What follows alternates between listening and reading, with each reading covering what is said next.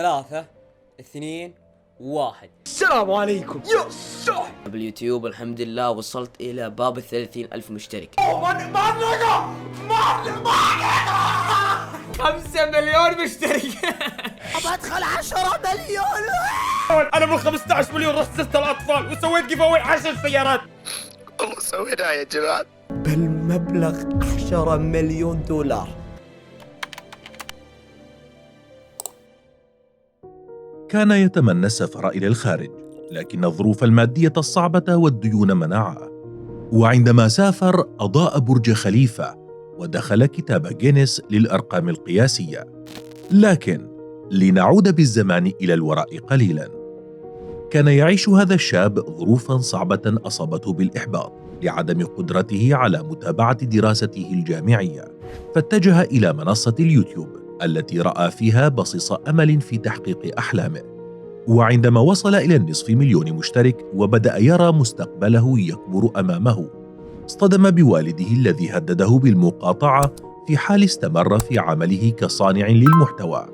لكن والدته تدخلت وأقنعت والده بالعدول عن قراره. الوالد دق علي يا جماعة، حبايب قلبي الله يسعدكم. كانت بدايته قاسية جدا، فقد كان لا يملك ثمن فنجان القهوة، وهو الأمر الذي شجعه على الأعمال الخيرية عندما وصل إلى القمة ليشكر الله على النعمة التي منحه إياها. فلن تجد يوتيوبرا عربيا اجتمع الناس حوله كما حدث ويحدث مع أبو فلة. فعبر اليوتيوب وفي الانستغرام والتيك توك والفيسبوك، أينما ذهب ستجد أحدا يقول لك اذهب وشاهد ماذا يفعل هذا الرجل.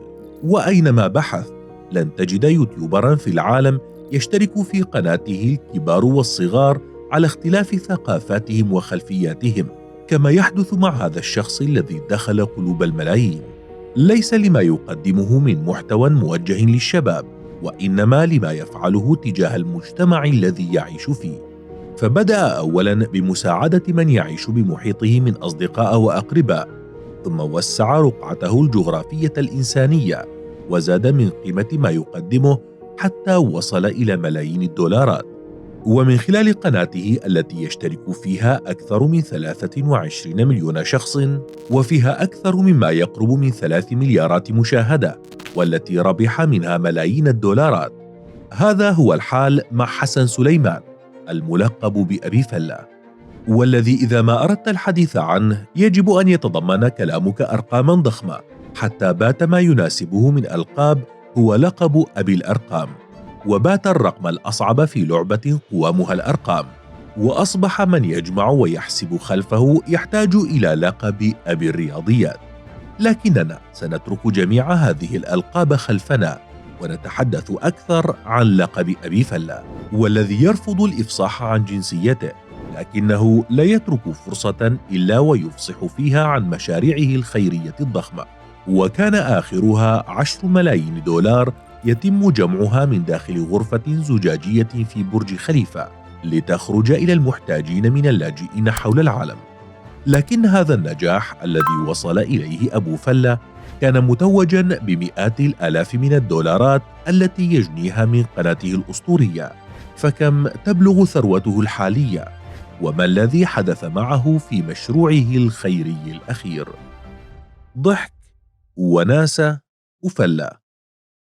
لهذا السبب أطلق على نفسه أبو فلة، وللسبب نفسه ترى قناته مليئة بالمحتوى الترفيهي القائم على تسلية المشاهد، وذلك بأسلوب مبتكر في عرض الألعاب الإلكترونية. ويسعى أبو فلة من خلال قناته لخلق الأمل في حياة الملايين من الشباب، كما يقول في معظم فيديوهاته، والتي يرفض من خلالها أن يبوح عن جنسيته، لأنه يعتبر أن الجنسية الحقيقية للإنسان هي أخلاقه. لكن أيا يكن، فإن حسن سليمان الملقب بأبي فلة والمولود عام 1998 بات حديث العالم من خلال قناته على اليوتيوب المولودة عام 2016. تشير المصادر أن مرابحه الشهرية منها تقدر ما بين 35 إلى 50 ألف دولار شهريا، بينما تقدر أرباحه اليومية بين 700 إلى 1800 دولار. وعليه فإن ثروته تقدر ما بين 1.5 مليون إلى 3 ملايين دولار، جمعها من اليوتيوب والإنستغرام الذي يتابعه فيه أكثر من 6 ملايين شخص، بالإضافة إلى تويتر الذي بات على أعتاب 1,000,000 متابع. استغل أبو فلة إنجازاته المتتالية في الأعمال الخيرية، وكان آخرها هو المشروع الأضخم في مسيرته ولعله الأول من نوعه في الشرق الأوسط، وهو حملة أجمل شتاء في العالم. هذه الحملة التي أتت بالشراكة مع مبادرات محمد بن راشد آل مكتوم العالمية والمفوضية السامية لشؤون اللاجئين، بالإضافة إلى الشبكة الإقليمية لبنوك الطعام. بطل هذه الحملة هو أبو فلة الذي حبس نفسه في غرفة زجاجية قرب برج خليفة في مدينة دبي، التي كانت المكان الأول الذي يسافر إليه خارج حدود الكويت. وعن ما كان يمنعه من السفر أشار أبو فلة إلى مشاكل عائلية وأوضاع مادية صعبة، حيث كان أخوه يعمل خارج المنزل لتوفير الاحتياجات المادية، وكان الأمر يتطلب بقاءه في المنزل كرجل البيت الوحيد.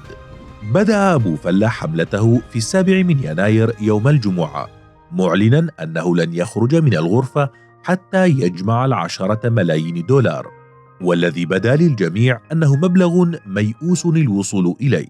لكن طالما أنه في الإمارات التي تعرف بأنها أرض الخير، بدت الأمور أكثر سهولة، فخلال أسبوع واحد من انطلاقها جمع أكثر من 5 ملايين دولار. وقبل أن ينتهي الأسبوع الثاني وصل أبو فلة إلى هدفه، وبدلاً من 10 ملايين دولار وصل إلى 11 مليوناً أضاء بها سماء دبي من خلال المعلم الأكبر فيها برج خليفة، كما دخل بها كتاب جينيس كأطول بث في العالم وكأكثر عدد من المشاهدين على بث مباشر لعمل خيري، حيث بلغ إجمالي مشاهدات بث أبو فلة خلال مدة البث أكثر من 159 مليون مشاهدة. احتفل أبو فلة بهذا الرقم مع جمهوره على اليوتيوب، وأيضا مع جمهوره الذي يشاهده خارج الغرفة الزجاجية منتظرين لحظة خروجه بفارغ الصبر، حيث تبرع أكثر من 153 ألف شخص للوصول إلى هذا الهدف. وأتت أكثر 3 تبرعات قيمة من الهلال الأحمر الإماراتي بمبلغ 1,100,000 دولار و1,000,000 دولار لكل من جمعية دار البر في دبي وبنك الطعام الإماراتي، ستذهب لمساعدة نحو 110,000 عائلة من اللاجئين. والآن وبعد أن وصل أبو فلة لرقمه الصعب الجديد، فإن أنظاره تتجه نحو الرقم الأصعب في حياته، وهو وصوله إلى 50 مليون مشترك على اليوتيوب. فكيف سيكون شكل مشروع أبي فلة الخيري في حال وصل إلى 50 مليون مشترك، والذي قال أنه سيعلن عن جنسيته في حال وصوله إليه؟